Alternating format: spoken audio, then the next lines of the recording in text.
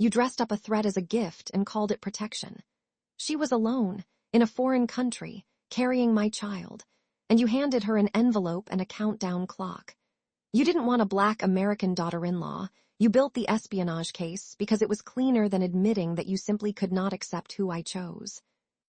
The black SUV didn't slow down. It jumped the curb at 9:47 on a Tuesday morning, shattered the front window of Maxwell Alterations, and stopped 2 feet from the sewing machine where Patricia had been working for the last 3 hours. Glass was still falling when she heard the door open. "Get out of the car." Her voice was steady, her hands were not. The driver stumbled out, young, expensive suit, blood on his forehead. He didn't even look at her. He was already on his phone. "I need a clean vehicle at Renfield Street, now." He pressed his fingers to the cut above his eyebrow, smearing it, and glanced toward her like she was a potted plant. "Call my assistant. Tell her I'll be 20 minutes late." Patricia stood from behind the ruined counter, glass crunching under her shoes.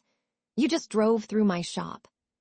He looked at her then, really looked, and in the space of 3 seconds, something moved across his face, not guilt, not embarrassment, but something older and more complicated. Something she hadn't seen in 6 years. Recognition. "Patricia." Her stomach dropped to the floor. The man standing in the wreckage of her shop, bleeding from the forehead, dressed in a suit that cost more than her monthly rent, was Jiwon Seok. The man she had married at 26. The man whose family had destroyed her. The man she had walked away from with nothing but a duffel bag and a secret she had carried alone every day since. She picked up her scissors from the floor, not as a weapon, as something to hold. "You need to leave," she said. "Patricia." "Your car is in my shop." She gestured at the vehicle with the scissors, her voice dangerously calm. "You owe me a new window, a new counter, and 6 months of lost business. You can have your lawyers call my lawyers. Right now, you need to get off my property." He took a step toward her. "Is that—" He stopped. His eyes had moved past her, toward the back of the shop, where the door to the stockroom stood half open. Where, if you listened carefully, you could hear the soft, concentrated sound of a 5-year-old boy who had gone very quiet because he had learned, early and well, that when loud things happened, you waited. "Don't," her voice cracked on the word, just the one syllable, just enough. Jiwon Seok looked at her. He looked at the door. He looked back at her. "How old?" he said quietly. Patricia Maxwell said nothing, because there was nothing to say that wouldn't cost her everything. "Hey, family. Welcome to Afro-Korean Stories. Before we dive into this evocative narrative, drop a comment below and tell me where you watching from and tell me what time this video got to you. Your supports keep this stories alive. And don't forget to like, share, and hit the subscribe button because what happens next absolutely will blow your mind." His name was Hank. That was the first thing Patricia had decided, alone in a hospital room in Vancouver 6 years ago, when they placed him on her chest, and she understood, for the first time, completely, what it meant to be terrified and grateful at the same time. Hank, a name that meant rest, a name that meant the storm was over. He was 5 now, and he looked exactly like his father. That was the thing Patricia had not been able to prepare for, the daily, inescapable fact of her son's face. The sharp jaw. The dark, intense eyes that seemed to be calculating something even when he was supposedly just eating cereal. The warm brown of his skin, her color, her grandmother's color, wrapped around his father's bone structure, his father's stillness, his father's way of tilting his head when he was thinking, slightly to the left, like a question mark. Jiwon used to do that. She thought it was charming once.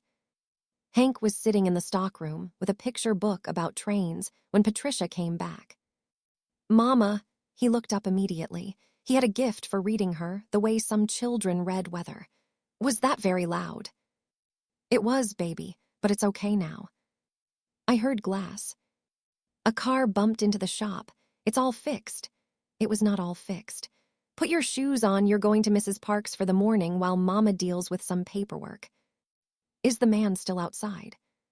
Patricia stopped. "What man?" "The one who said your name." He said it simply, without accusation or fear, the way children report facts before they learn to soften them. He said it like he knew you. She knelt down to his level. Hank looked back at her with those devastating eyes, her darkness, Jiwon's depth, and she made her voice very careful. He was just a customer, sweetheart. Sometimes people think they recognize someone and they don't. Okay. He considered this. Okay, he said, and then, Mama, your hands are shaking. She kissed the top of his head. Cold morning, shoes on, please. She called Mrs. Park from the back hallway with Hank zipped into his jacket and his train book under his arm. When she walked him to the adjoining door, she didn't look toward the front of the shop. She was afraid of what she'd find. Either Jiwon was gone, which would be a relief and a wound simultaneously, or Jiwon was still there, which would be far worse. He was still there. He had moved the car. Someone had come and done that. She hadn't heard it happen, which meant she'd been more distracted than she thought. He'd swept the worst of the glass into a pile near the shattered window frame. He was standing in the middle of the shop with his hands in his pockets, the cut on his forehead still bleeding, and he looked, for the first time she could remember in all the years she'd known him, lost. The window company is already called, he said. They'll have someone here by noon. You didn't have to do that. I drove through your wall, Patricia. I'm aware. He was quiet for a moment. Outside, a bus groaned past. The morning light came through the shattered window in strange shapes, laying across the floor between them like something broken and rearranged. 6 years, he said. I looked for you. I know. You knew I was looking. She met his eyes. Jiwon, I knew everything your family was capable of. Yes, I knew you were looking. I made sure you wouldn't find me. She said it without apology because she had used all her apologies on Hank. I made the only choice I could make. With my son. The words landed between them. Neither of them moved. You didn't know he existed, Patricia said carefully, until 40 minutes ago. Because you, he stopped himself, pressed his fingers against his forehead, started over. I'm not going to do this here, not like this. He looked at her, and for a moment she saw it, not the CEO of Seok Industries, not the heir to one of the most powerful families in the country, but the 30-year-old she had fallen in love with, who used to bring her tteokguk when she worked late and leave it on the counter without saying anything. The man she had married believing, with her whole heart, that love was enough. It hadn't been enough, not against his mother, not against the machine. I want to talk, he said. Properly. Not today, I can see today isn't the day, but I need you to give me that. I don't owe you anything, Jiwon. No, he agreed. You don't. I'm not asking because you owe me. I'm asking because... He stopped again. I'm asking because there's a 5-year-old boy in the world who doesn't have a father, and that's on me. Whatever else happened, that's on me. Patricia said nothing. She turned toward the broken window and stood looking at the street, and Jiwon Seok stood in her ruined shop and waited, because there was nothing left to do but wait. Thursday, she said finally. 2 o'clock. There's a cafe on the corner of Renfield and March. You come alone, and if I see a single person from your mother's office. You won't. I walk, and we never have this conversation. Understood. She didn't watch him leave. She listened to his footsteps on the glass, and then to the sound of the street swallowing him up, and then she sat down on the one stool that hadn't been knocked over, put her face in her hands, and gave herself exactly 2 minutes. 2 minutes to feel all of it, the terror, the grief, the complicated, treacherous relief of being seen after 6 years of invisible. Then she stood up, picked up her scissors, and got back to work. Because that was what you did. You got back to work. Her name was Jiwon Seok, and she had not been noble in 40 years. She was precise. She was methodical. She was the kind of woman who sent flowers to funerals she had orchestrated and meant every petal. She sat at the head of a mahogany table in the 42nd floor boardroom of Seok Industries and watched her son pace the length of the window with the expression of a scientist watching, a chemical reaction she had already calculated. Sit down, Jiwon. The crash was in the news. A minor fender bender. I've already had it framed as a brake malfunction. No one is asking questions. Someone will recognize the car. Someone will recognize a black luxury SUV. She folded her hands. There are 40,000 of them registered in this city. Sit, down. He stopped packing. He sat. But he didn't sit the way he usually sat, controlled, composed, the exact posture she'd spent 15 years teaching him. He sat like something inside him had shifted, and she didn't like the look of it. "I saw Patricia," he said. The room was very quiet. "Jiwon. She's been here. The whole time she's been here. 6 years, and she was 3 kilometers from our headquarters." He looked at his mother. "Did you know?" Seok's face did not change. "Of course not." "Iyama." "I said of course not." She stood, moving to the window with her hands clasped behind her back, looking down at the city with the calm of someone who owned a significant portion of it. "Whatever you saw this morning, whatever you think you saw, I need you to think carefully about what happens next. You have a shareholder meeting in 11 days. You have the Liang Group acquisition on the table. You have.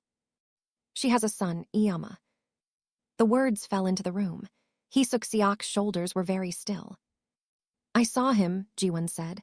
5 years old, he looks like Haraboji." A pause. "He looks like me." When his mother turned from the window, her face was composed. It was always composed. That was the thing about Seok. She had mastered the art of feeling nothing in front of witnesses. "You don't know that child is yours." "Don't."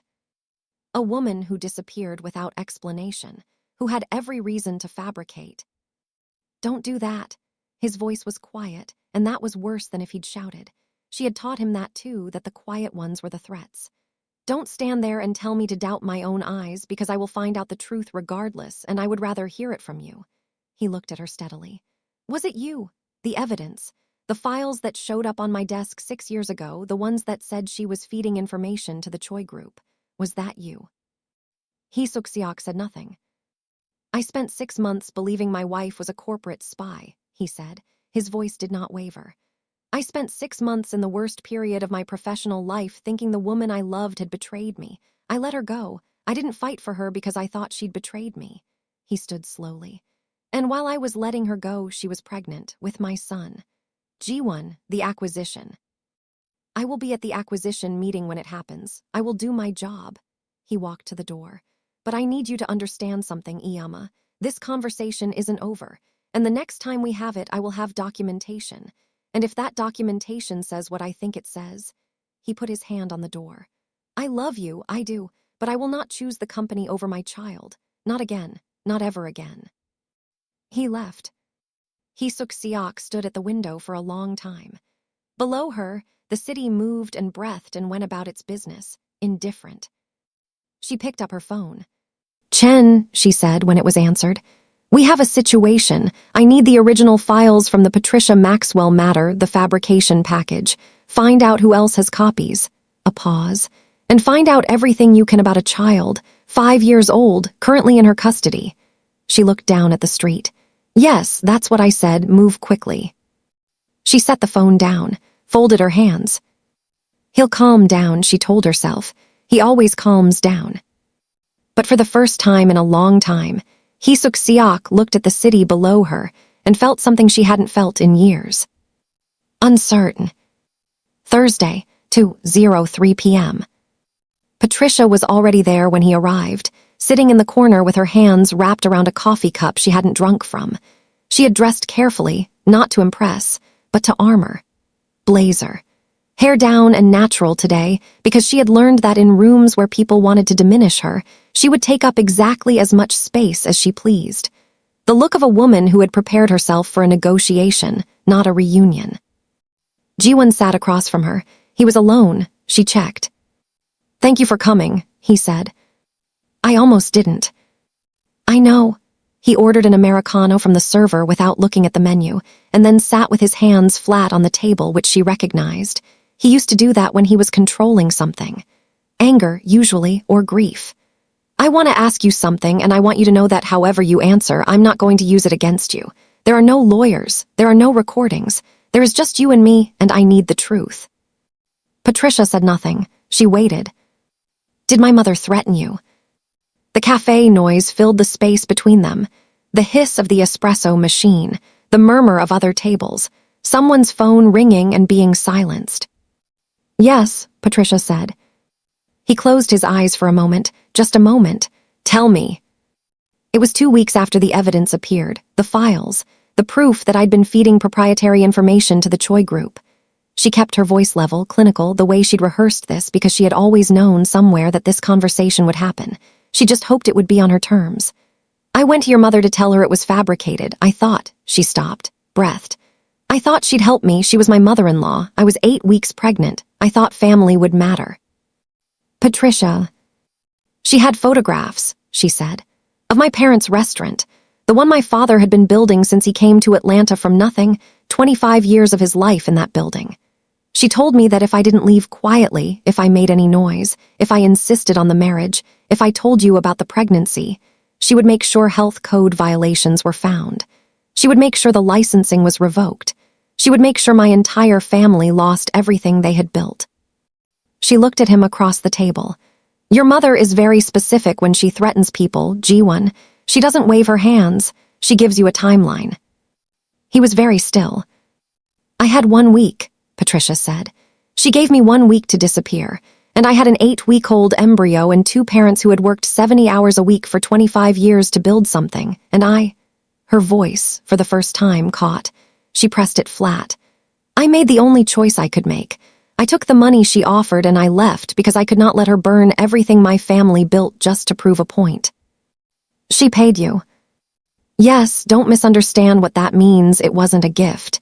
It was a leash. The agreement included a non-disclosure. If I ever made contact, if I ever revealed the terms, if I ever told you about the child, she looked at her coffee, the payments would stop and the violations would appear. Jiwon was quiet for a long time. When he finally spoke, his voice was careful the way ice is careful right before it breaks. She has been paying you for 6 years. Yes. And you never told me. I was protecting my family, Jiwon. I was protecting Hank. She met his eyes. I would make the same choice again. I want you to understand that. Not because I don't regret it, I have regretted it every single day. But because given the same circumstances, with the same stakes, I would do it again, because he has never gone hungry. He has never been caught in the crossfire of something he didn't choose. He has had a safe, quiet, ordinary life. And if that cost me everything else, it was worth it. Jiwon looked at her for a long moment. I want to meet him, he said. I know you do. I'm his father. Yes. Then. Jiwon. She leaned forward, and her voice was not unkind, but it was unyielding. You are a man whose mother fabricated corporate espionage to remove me from your life. You are a man who believed those fabrications for 6 months without fighting for me. You are the heir to a company that has, on multiple occasions, destroyed smaller businesses than my parents' restaurant simply because they were inconvenient. You want to walk into my son's life, she paused. Our son's life. And I am not going to stop you from doing that. But it is going to be slow, and it is going to be on his terms. And the first sign that any of this bleeds into his world, I will take him somewhere you will not find us. I won't let her. You didn't stop her the first time. The words were not cruel. They were precise. And Jiwon Seok sat across from her in a corner cafe on a Thursday afternoon and accepted them the way you accept something you have earned. What do I do? He said quietly. And for the first time, something in Patricia softened just slightly, just around the edges. Not forgiveness, not yet, but something. Prove it, she said. That's all, just prove it. He started with the files. It took Jiwon's legal team 4 days to find what he was looking for, and when they did, his chief counsel, a steady, unflappable man named Raymond Ho who had worked for Seok Industries for 15 years, came to Jiwon's office on a Friday evening, set a folder on the desk, and said quietly, You should probably sit down for this. Jiwon was already sitting. He opened the folder. The original espionage files, the ones that had convinced him 6 years ago that Patricia had been passing information to a competitor, had been constructed with impressive precision. Financial transactions, time-stamped emails, server access logs, compelling, professional, and on the surface, airtight. Except that Raymond had found the seams. The emails were spoofed, Raymond said, standing with his hands clasped behind him, delivering this information with the tone of someone who had spent 48 hours being furious and was now managing it through extreme professionalism. Server access logs were backdated. The financial transactions ran through a shell entity that was incorporated 2 months before the files appeared on your desk. He paused. That entity was incorporated by a law firm that has represented your mother's personal interests for 12 years. Jiwon said nothing. He turned a page. There's more, Raymond hesitated. The law firm had one junior associate who refused to sign off on the transaction. She raised concerns internally, was told to drop it, and when she persisted, she was let go 3 weeks later. He set another document on the desk. I found her. She's been practicing family law in Halifax for the past 5 years. She kept copies. He let that land. She kept copies of everything. Her name? Amanda Feld. She's willing to talk. She's been willing to talk for 5 years. Apparently she was waiting for someone to ask the right questions. Jiwon looked at the folder. He thought about a 27-year-old woman sitting alone in a Vancouver hospital room, nomming a boy she couldn't show his father. A black woman, alone, in a foreign country, carrying a secret and a child and no safety net but the money of the woman who had threatened her. He thought about 6 years of payments functioning as a kind of elegant, dressed-up cage. I want a full legal brief, he said. Every person involved, every document. I want this airtight before I move. If you move on this publicly, the shareholder implications alone. Raymond, he looked at his counsel. I have a 5-year-old son who thinks his father is just a distant, busy man. I am done with implications. He closed the folder. Get me Amanda Feld on Monday. Raymond nodded. He picked up the folder. At the door, he stopped. For what it's worth, he said without turning around, I'm glad you're doing this. Jiwon said nothing. He turned his chair toward the window and looked at the city, spread below him in the dark, all those lit windows, all those private lives, all those choices. He thought about the way Patricia had held her scissors in the wreckage of her shop, not as a weapon, as something to hold. He pulled out his phone and typed a text to a number he had entered 3 days ago. I'm moving forward. It will take time. I want you to know I'm not stopping. He didn't expect a reply. He sent it anyway. 3 minutes later, his phone buzzed. Hank likes trains. He sat with that for a long time. She came to his office on Saturday. He had known she would. His mother did not leave loose threads, and he was currently the loosest thread in her life. She arrived at 10 a.m., dismissed his assistant with a smile that didn't reach her eyes, and sat across from him with her hands in her lap and the expression of a woman who had decided to take control of a situation before it took control of her.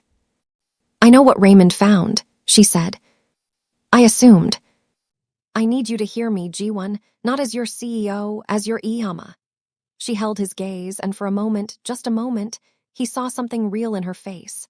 Not warmth exactly, not regret, but something. Everything I did for this company, for this family, for you, that girl. Her name is Patricia. Was a liability. I know that's not what you want to hear, but she was from a different world, an entirely different world. She had no understanding of what it meant to carry the Seok name, to navigate this industry, to be what this family requires. She was my wife. She was a distraction, a beautiful, warm, intelligent distraction who would have been chewed apart by this world within 3 years. Heesuk's voice was even, certain, the voice of a woman who had told herself this story so many times it had calcified into conviction. I protected her in my way. I gave her resources. I gave her a way out. You gave her a leash, Jiwon said. You dressed up a threat as a gift and called it protection. He looked at his mother. She was alone in a foreign country, carrying my child, and you handed her an envelope and a countdown clock. A pause. And the real reason, was not her competence or her readiness for this world. You know that, I know that. His voice dropped. Say it. Heesuk's jaw tightened. You didn't want a black American daughter-in-law, Jiwon said quietly. You didn't want the board's whispers. You didn't want the photographs. You built the espionage case because it was cleaner than admitting that you simply could not accept who I chose. The room was very silent. Heesuk looked at her hands, and for once, For the first time that Jiwon could remember, she did not immediately have an answer. I'm going to have the fabricated evidence formally documented and reviewed, Jiwon said. I'm going to offer Patricia a full apology on behalf of this company and myself. I'm going to establish a relationship with my son. He paused. And I'm going to give you the opportunity to cooperate with that process or stand against it. Those are the choices. You'll lose the board. Maybe. The Liang acquisition. We'll survive or it won't. She studied him the way she always had, with the careful eye of someone always looking for leverage. And then, for the first time, she looked at him and found none. You've made up your mind, she said. Before you even walked in the door. She was quiet for a long moment. Then she stood, smoothed her jacket, picked up her bag. At the door she stopped, and when she turned back to look at him, her face was doing something complicated. He has your grandfather's jaw, she said, very quietly. The boy, I had a report from Chen this morning. A pause. His mother's eyes, though. Another pause, longer. They're remarkable. It was the closest Seok had come to an apology in his living memory. Yes, Jiwon said, she is. She left. He stood at the window for a long time. Below him, the city pulsed on, indifferent and relentless, and for the first time in 6 years, Jiwon Seok felt something other than controlled. He felt free. The emergency board meeting was called for Monday morning. 12 chairs around the mahogany table, 12 faces arranged between alarm and calculation, all of them looking at Jiwon with the expression of people trying to determine whether their investment was endangered. He let them look. I'll be brief, he said. I have asked Raymond to circulate a document this morning. Please open it now. The sound of tablets and phones being consulted. Then silence.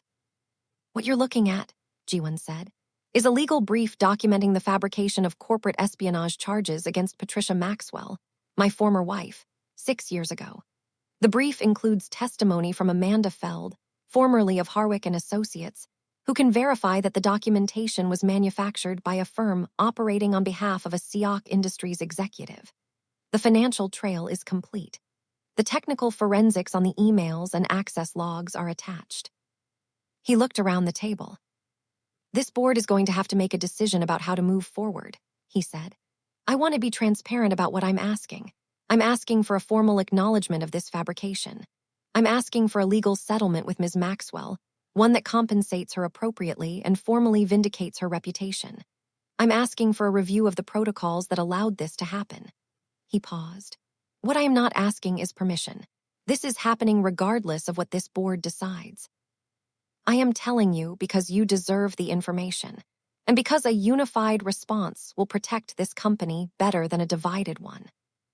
Marcus Liang, 62, steel-haired, representing the acquisition interest, leaned forward. The merger is not my priority. A ripple around the table. Jiwon let it happen. Mr. Seok, said Priya Nair, the board's independent director, her voice careful. I want to make sure I understand the scope. You're talking about formally implicating. I'm talking about the truth, Jiwon said. That's the scope.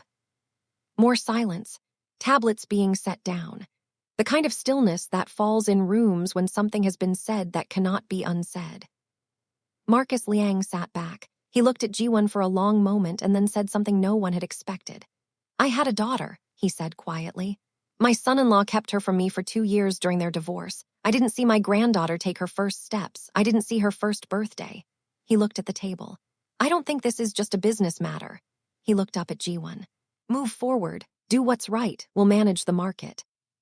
It was not unanimous. 3 board members pushed back, citing exposure, citing the acquisition, citing shareholder value. Raymond took notes. Jiwon answered every objection with the same patience and the same steadiness. And when it was over 2 hours later, the board fractured but not collapsed. He walked out of that room feeling, for the first time in a long time, like a man he recognized. His phone buzzed. A photo, Patricia's number. A small boy on a train platform, holding a toy locomotive, looking up at a departures board with his head tilted slightly to the left. Brown skin gleaming under the station lights. His father's eyes, looking at the world with complete and unguarded curiosity. Jiwon stood in the hallway outside the boardroom and looked at that photo for a very long time. I know, he typed back. I know. It happened on a Saturday. Patricia had chosen the location, a railway museum near the waterfront, Hank's current obsession. She had prepared him carefully over the course of a week, not with grand revelations, with small, truthful sentences. Your daddy has been living far away. He wants to meet you now if that's okay with you. You don't have to say anything you don't want to say. You don't have to like him right away.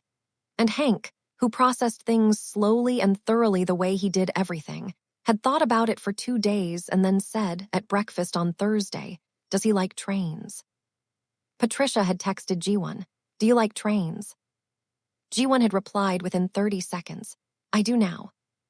She'd told Hank his father liked trains. And Hank had nodded, satisfied, the way you nod when a report confirms something you suspected. Jiwon arrived 12 minutes early, in jeans and a dark sweater, no security, no car service visible.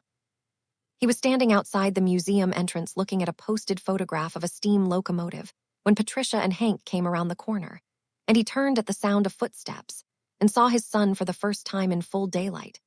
Really saw him, saw the whole fact of him, the brown skin and the sharp jaw and the extraordinary combination of everything Patricia was and everything Jiwon was, and something moved through him that had no name and needed none. Hank stopped. He looked up at the tall Korean man in the dark sweater.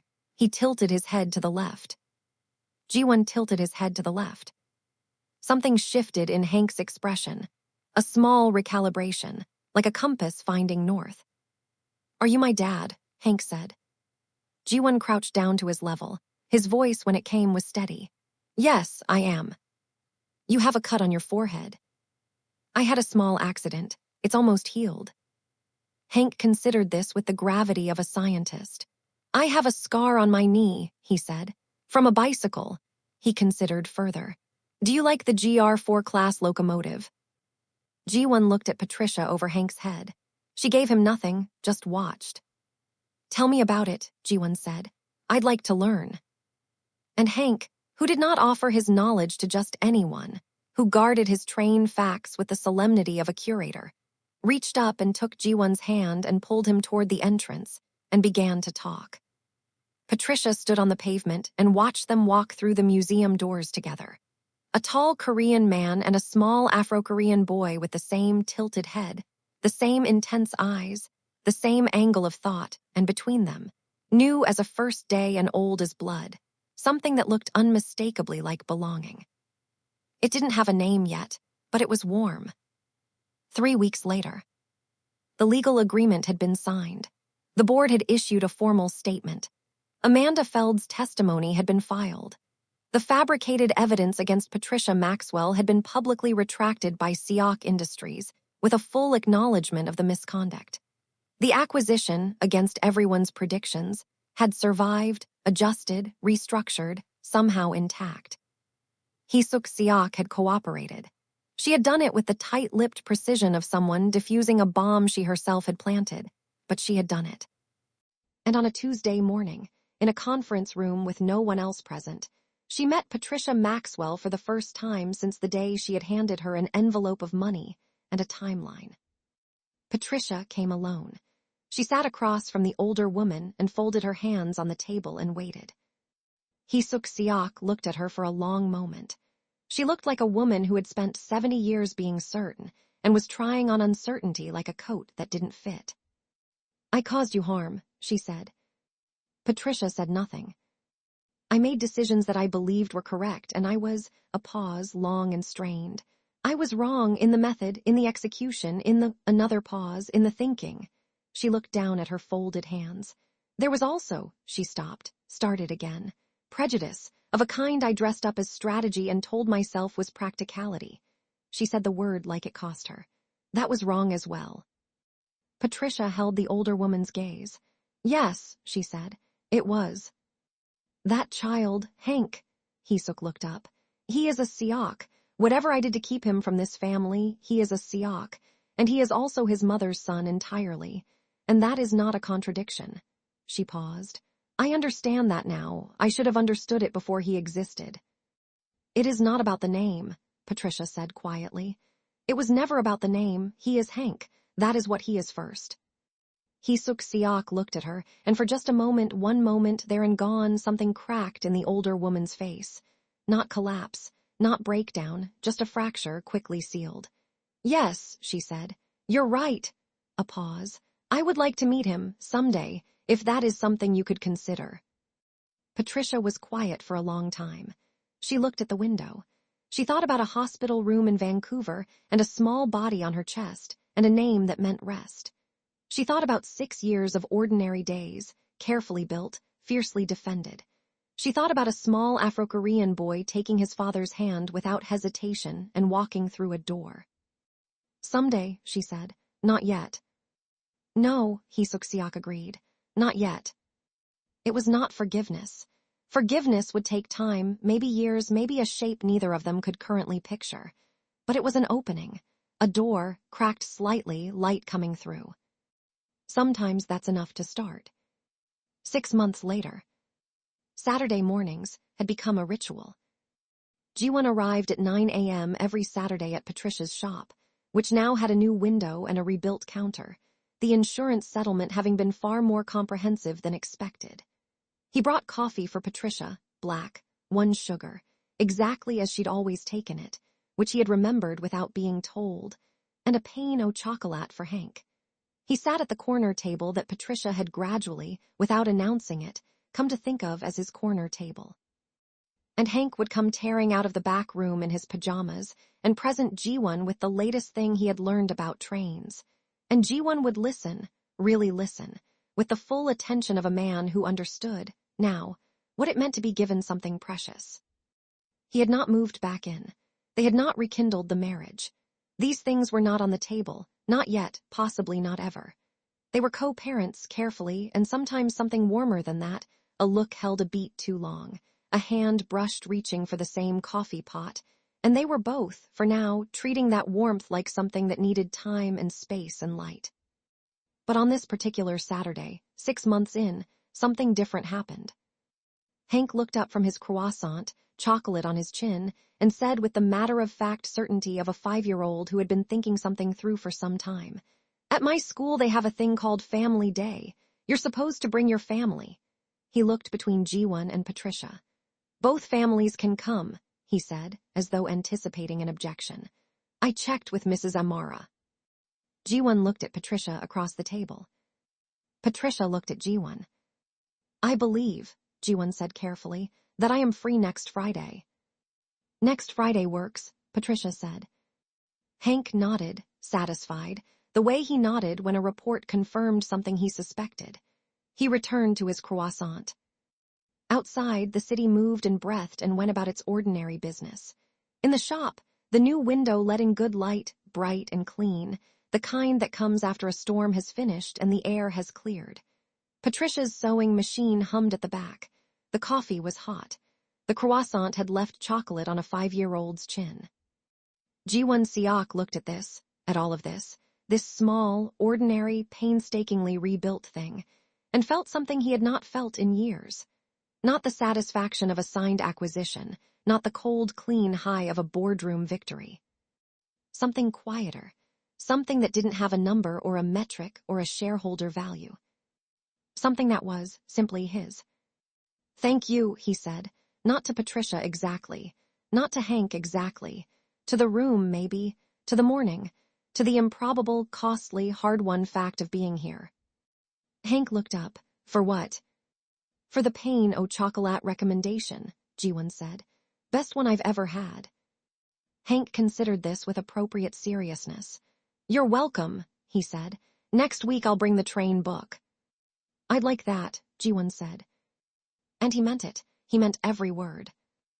If this story moved you, if you've ever had to rebuild something that was taken from you, if you've ever loved across a world that told you not to, if you're still in the middle of that fight, you are not alone.